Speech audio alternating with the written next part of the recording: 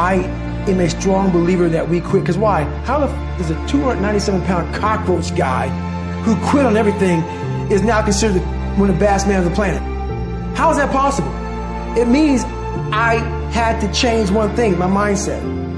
So there's no way in hell that was it, but that guy was in me. It wasn't like God came down here and said, hey, guess what, man? You're a fat ass, but I'm gonna now make you a badass. I'm gonna miracle this to be a badass. No, it was in me.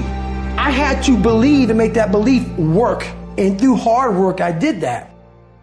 What are the 5 reasons that you won't give up when life catches you on the blind side?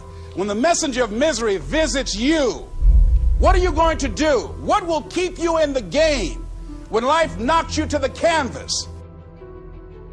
Life's going to punch you right in the face. Life's going to fire you over and over again. You're going to be told you're not good enough. Your faith is going to be tested. Your family's going to look you in the eye and say, how do we get health insurance the next month? I don't know, but I know we're going to make it.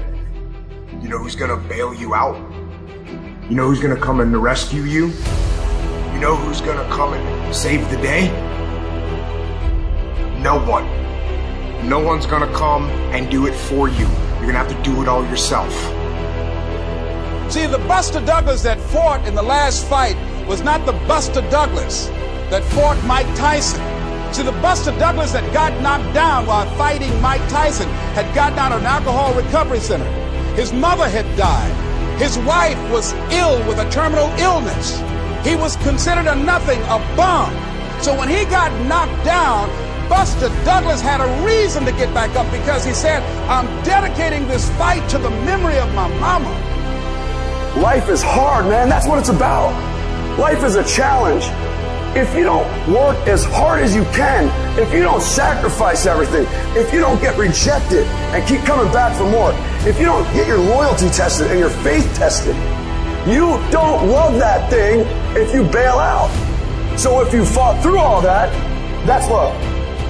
So you've got to have some reasons that when life knocks you down, and it's going to. Hello, it's going to knock you down.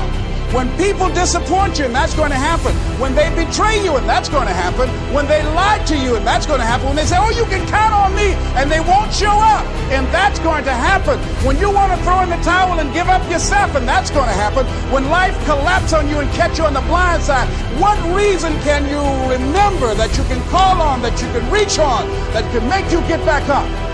Find that reason. Because when life had knocked me down, I said, life, I'm doing this because I want to make my mama proud of me. I'm doing this because I want my children to have a better life than what I have. I'm doing this because all my life I've been told I'd be a loser, that I wouldn't make it. I'm doing this to make them a lie. I believe, like Frank Sinatra, he said the best revenge in life is massive success. I'm doing this so I can become massively successful. And with that kind of courage, with that kind of affirmation and reason to empower me, I got a saying that when life knocks you down, try and land on your back, because if you can look up, you can get up. At the end of the day, you're going to get what you focus on. They're both true. This is both the most amazing time that's ever happened, ever in recorded history. And yet real things that are terrifying are also happening. But where you put your energy, where you put your attention, where you put your focus is going to determine what you see. And that is the most fascinating and the most important thing you have to understand about the way that your mind works. You get what you focus on. If you focus on the things that are bad, they will become real. They will become exaggerated. They will begin to monopolize your thoughts. You'll see them everywhere. It's called the reticular activating system. Your mind is literally designed to pay attention to the things that you notice. Once you notice a certain car, you see it everywhere. Once you notice a certain dog, you see it everywhere. Once you hear a certain name for the first time, suddenly you realize that that name has been all around you this entire time. But now that you're focusing on it, now that you're looking for it, it is everywhere. So whatever you look for, it's going to be everywhere. If you look for the negative, it'll be there. But if you look for the positive, it will overwhelm you. When you manage something, you do so to keep it going. Well, you don't need to keep time going. You don't even need to watch it. You can be completely unaware of it. You can go to sleep. Doesn't matter. Time just continually moves. Doesn't need you. It doesn't need me. It just keeps moving. We don't need to do time management because there's nothing to manage. It's automatic. It continually moves. What we need to do is priority management. With the time that is continually slipping away from us, we need to manage our priorities to maximize the time we have. So don't manage your time, maximize your time. How? By doing the things that are the most important to do at that moment. Make every day your masterpiece.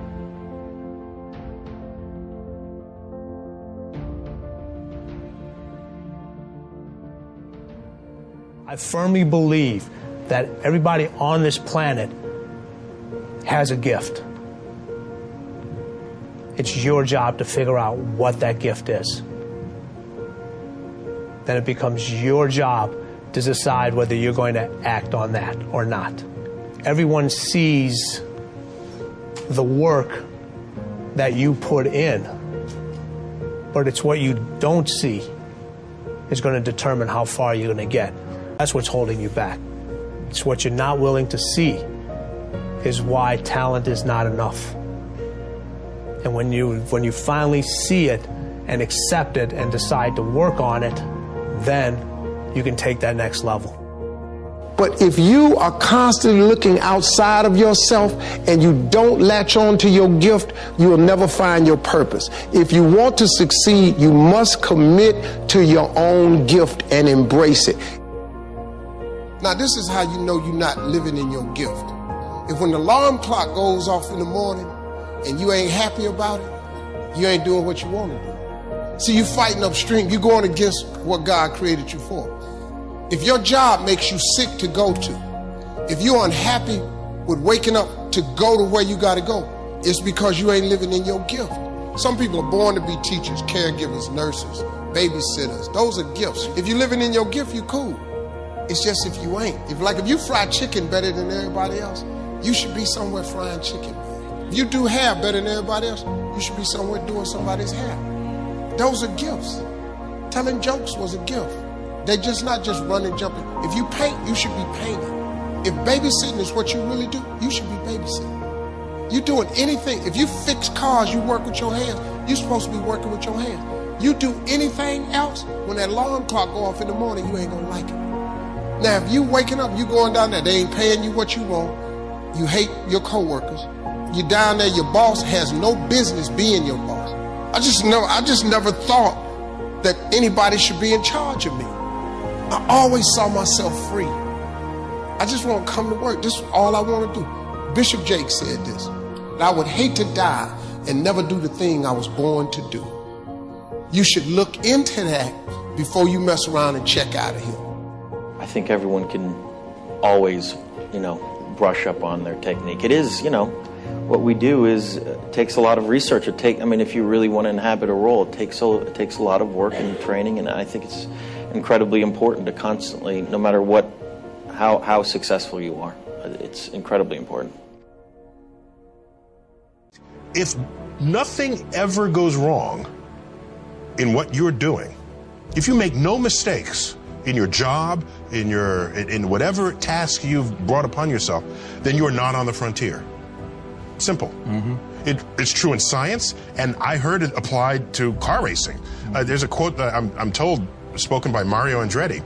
He said, if you are in complete control of your car, you're not in the race. Mm-hmm. Oh, wow. There's something that you're just not completely in control of. Take that. And only then and that's the same thing I'm describing for when you are on the frontier. We've been getting a ton of questions about being paralyzed with the fear of what other people think. And this is so commonplace. I think every human being on the planet is paralyzed in some aspect or some area of their life because they're concerned about what their parents or what their friends or what their friends on Facebook or what their colleagues or what their upline or their downline or whatever, what their neighbors are going to think. If you are struggling with this and you have not found it helpful to attack your thinking patterns, then here's a trick that I want you to try to break the pattern of being paralyzed by what other people think. I want you to pick one thing that you've been wanting to do, that you've been thinking about, but you have stopped yourself from doing because you're concerned about what other people think. Let me give you some examples. Maybe you've wanted to go on a wellness retreat,